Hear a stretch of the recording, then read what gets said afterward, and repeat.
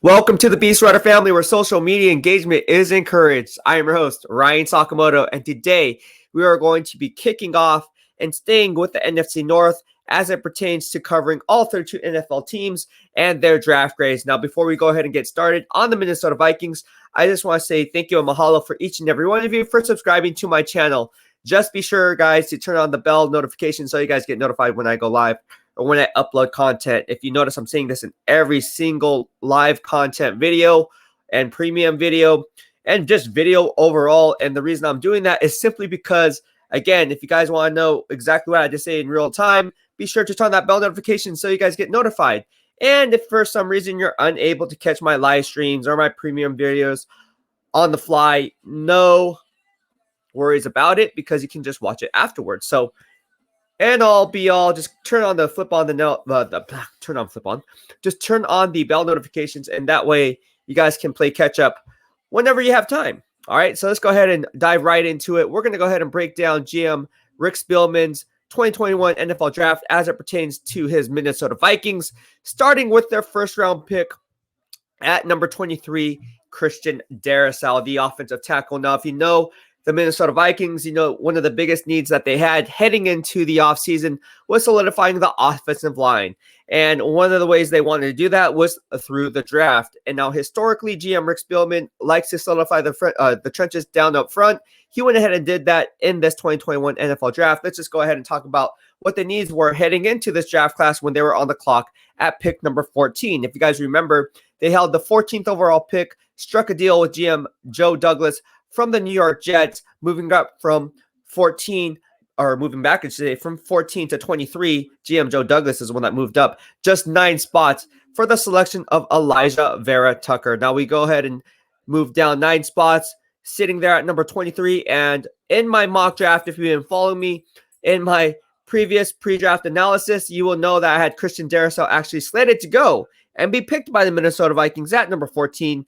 At that current draft position. Now they went ahead and still got the player at 23 by gaining draft capital in return. So what does that deal look like? Let's go ahead and break it down. There was a 3-for-2 deal where the Vikings gained a 3rd round pick, number 66 overall, a 3rd round pick, number 86 overall. And again, they just moved down 9 spots while also yielding a 4th round pick, number 143. So in all, a 3-for-2 trade, a very nice trade for GM Rick Spielman and the New York Jets GM Joe Douglas, because you guys got to remember who they get at number 2, Zach Wilson. They need some solid offensive line goons up front for Zach Wilson. Elijah Vera Tucker has all pro potential, in my estimation, at least Pro Bowl potential. That's his ceiling. So I really liked the move for GM Joe Douglas to make the aggressive play to move up with from 23 to 14 and select Elijah Vera Tucker, while the Vikings move back just 9 spots and still get the guy that they always targeted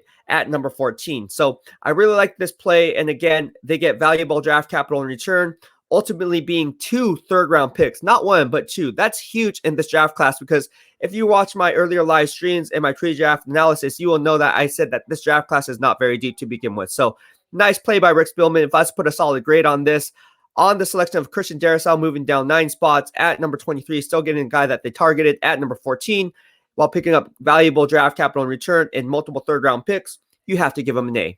Have to give him an A. All right, now let's go ahead and talk about our 2nd-round pick, the Minnesota Vikings. And for you Vikings fan, go Skull, you guys are probably saying, well, we don't have a 2nd-round pick. No, you did not. That's because you traded for Yannick Ngakoue, and that pick ultimately was number 45. So sitting there at number 45, you don't have that pick. You traded that off to the Jacksonville Jaguars for Yannick Ngakoue, who was basically a half-year rental. Now, in doing so, in trading for that player, you also gained a conditional 2022 5th-round pick. So it was a sweet deal for you guys, because you also got a draft pick in return. However, with that being said, it was only a half-year rental, and in doing so, you traded Yannick Ngakoue now to the Baltimore Ravens, and in doing so, you gained back a draft pick. It wasn't a 2nd-rounder, but it was a 2021 3rd-round pick, number 90 overall, and then a 2022 5th-round pick from Baltimore. So again, the 5th-round picks equal out. You're basically moving down 45 spots from where you were at number 45 down to number 90 in the third round. So it's a round later. If you want to do the math, it's probably a round and a half. And you went ahead and now you're just playing with damaged goods. So again, I like the target idea of going ahead and getting Yannick Ngakoue, because if you remember, Danielle Hunter was lost for the season. They needed some kind of edge rushing presence. That's why they got Yannick Ngakoue. But ultimately, he was a one-trick pony. He didn't really pan out other than being a specific pass rusher in that team's base defense. So again, I thought it was a nice play to go ahead and get a pass rusher to fill the void left by Danielle Hunter. However, with that being said, it was a half-year rental when it was all said and done, and in hindsight. So ultimately, by doing so and making that half-year rental of a deal, you lost out on 45 spots of draft position. So if I was to put a letter grade on the second-round pick for Yannick Ngakoue, I'm going to have to give a letter grade of a D. All right. Now let's go ahead and move on. Pull up the ticker here. The third-round pick that they acquired from the New York Jets, I just spoke about this in the first round with further moving back 9 spots for Christian Darrisaw. They picked up pick number 66, and this was a need-based pick, all right? Obviously, Kirk Cousins isn't getting any younger. They need a quarterback of the future. Why not go out and get Kellen Mond at the top of the third round? I really like this move. I really like this move for the Minnesota Vikings because now they're setting themselves up for the foreseeable future, right? So Kirk Cousins, like I said, is old. There's not much tread left on his tires. And anytime you can get a Senior Bowl MVP, this was a nice value pick in round 3. Now, Kellen Mond was supposed to be slated to go in round 3, if not round 4. So this is about the spot that he was supposed to be going in. I thought he would go in the mid-third round, not the top of the third round. However, with the Minnesota Vikings holding 4 third-round picks, they had the luxury to go ahead and kind of reach for Kellen Mond, who was going to go probably in that range where they have the other 3 third-round picks. So why not get the guy in the quarterback of the future, not play any games, and get that guy that you always coveted behind center? So this is where a perfect storm where need meets best player available. I like Kellen Mond out of Texas A&M. This was a nice, solid, sound pick for GM Rick Spielman. So he gets the quarterback of his future once Kirk Cousins retires or gets traded or released or whatever the case may be, if he's no longer with the team, right? So I like this pick. If I put a letter grade on Kellen Mond, I would have to put a letter grade of an A. Really like the Minnesota Vikings draft class if you haven't noticed by now. Now let's go ahead and move on. This is where it is a kind of a head scratcher for me. Again, they held 4 third-round picks. The second of the third-round picks ultimately ended up being at number 78, and they drafted North Carolina middle linebacker Chazz Surratt. Now, I'm not high on Surratt. He's a little undersized at 6'2", 229, so he's a little bit of a tweener, is what we would like to call him, or a hybrid. You know, he can arguably at 229, he's more built like a safety than he is a linebacker, and he's a little light on his feet, right? So with that being said, can he hold the point of attack? I'm not so sure. Again, I would have liked them to take the shotgun approach and take on an offensive lineman like a Quinn Miners, like a Wyatt Davis. I thought any of those 2 players would have been higher value and better value players at that position, because if you look at what the Minnesota Vikings currently have, Ezra Cleveland and Dakota Dozier, good luck with that. Both those guys are garbage. Hate to say it, but they're not very good. So why would you want to go ahead and get a guy like Chazz Surratt, who would be the middle linebacker and your Mike linebacker, when you already have Eric Kendricks there as the entrance starter? It just doesn't make any sense. And this was actually a luxury pick that I thought that GM Rick Spielman kind of missed on. But sitting there on their draft board, they're letting the board talk. They're saying, you know what, let's just take the best player on our board. And Chazz Surratt was highly ranked on their board from what I was hearing. So that's why they went ahead and made that pick as BPA as opposed to reaching for need. So I like the pick. I like the player. I just thought there were other higher rated players, especially on my big board. You would rather go after a guy like Quinn Miners or Wyatt Davis. So if I was to put a letter grade on this, I would have to give them a letter grade of a B. Still a good pick because I do like Chazz Surratt. Now let's go ahead and move on in the third round. So many third-round picks. At number 86, they got one hell of a steal in the third round in Wyatt Davis out of The Ohio State University. I love this pick. GM Rick Spielman, again, let the board talk. He didn't reach for need. He didn't diminish the value of the pick. He always went BPA. And this is, again, a need-based pick where it creates a perfect storm where you go the best player available. So need meets best player available, creates a perfect storm. Why not get Wyatt Davis to go ahead and be the instant plug and start? This isn't a plug and play player. This is a plug and start. I mean, Ezra Cleveland, Dakota Dozier, good luck, man. Wyatt Davis is going to be the entrance starter week 1. Make no qualms about it. Mark my words here in the BEASTwriter podcast. BEASTwriter approved. Stamp it, sealed, send it off. Hello. Bye-bye, Dakota Dozier. Bye-bye, Ezra Cleveland. Welcome, Wyatt Davis. I love this pick. If I was to put a letter grade on this, again, it creates a perfect storm where need meets best player available. And now to give GM Rick Spielman for the 86th selection overall on Wyatt Davis, a letter grade of an A. Holla at your boy. All right. See, I really love the Vikings picks, man. Like it. That one hell of a draft class while filling needs and going best player available. What? How often does this happen? All right, now they have another third round pick. The last of third round picks, which is the 4th one, and they went after defensive end Patrick Jones, the second at third in the 3rd round at number 90. Now, again, this pick was acquired from the Baltimore Ravens for the Yannick Ngakoue trade.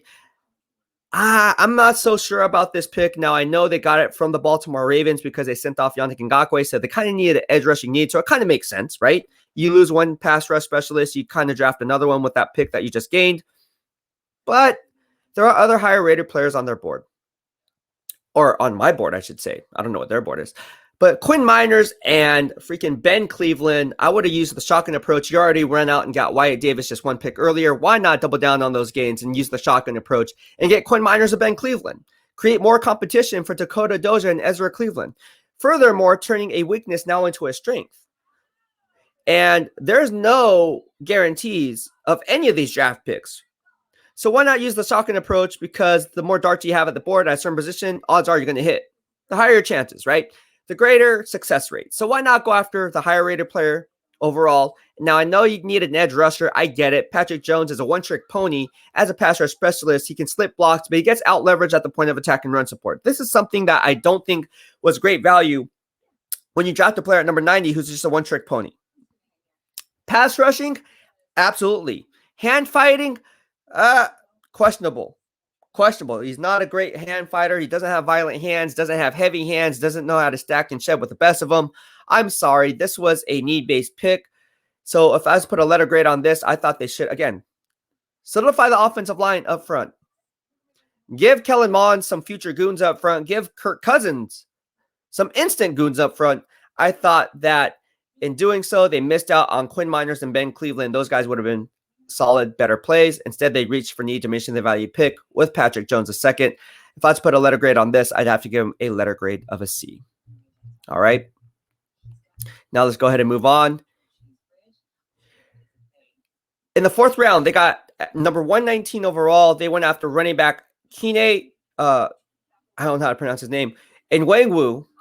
All right. And this was a luxury pick. Again, if you're going to go for best player available, why not go after UAB, Jordan Smith, or running back Ramondre Stevenson? I thought Ramondre Stevenson would have been a perfect complement to Dalvin Cook at the change of pace back. However, they went after the versatile kick returner who adds value in the return game. If you guys remember, they had Cordell Patterson all those years, and he was an all-pro, Pro Bowl player as a primary kick returner, punt returner for many seasons, and then went off to the Chicago Bears, New England Patriots. He went off for everywhere. But they finally have their kick returner, and he is electric. What I mean by electric, if you look at his workout warrior numbers, you can Google it. Look at his pro day. He had a 38-inch vertical jump. He had a 4.3 speed on the 40-yard dash, and then he also had a 6.753 cone drill. This all means that he has fast twitch muscle fibers and the lateral agility to make moves in open space, making the first tackler miss, which hence means return ability.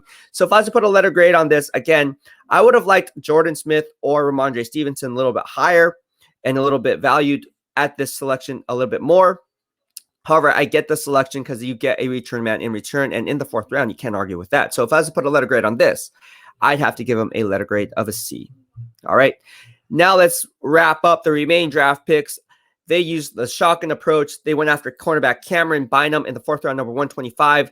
They went after defensive end Janarius Robinson in the 4th round, pick number 134. Wide receiver Amir Smith-Marset in the 5th round, number 157. They got tight end Zach Davidson in the 5th round, number 168. And then last but not least, they got defensive tackle Jalen Twyman in the 6th round at pick number 199. So if I was to put a letter grade on this draft class for the Minnesota Vikings, I love the picks that were made. Absolutely love it. I mean, Minnesota Vikings fans, you guys should be ecstatic. Unfortunately, I like the picks that were made, but they did miss on some. I gave an A grade for Christian Darrisaw. Yannick Ngakoue, the 2nd round rental, I'm going to have to give a grade of a D because you lose back on 45 spots of draft position. And then in the 3rd round, you got Kellen Mond. That's an A grade. Chazz Surratt, it's a B grade. Wyatt Davis is an A grade. So a lot of A's if you guys are keeping up. Patrick Jones, I thought they reached for need, diminishing the value pick. Of course, they got that selection from the Baltimore Ravens for shipping off Yannick Ngakoue over there. So I get the pass rush, losing one pass rusher, getting one in return, but it was a need-based pick, obviously. I would have to give him a C there.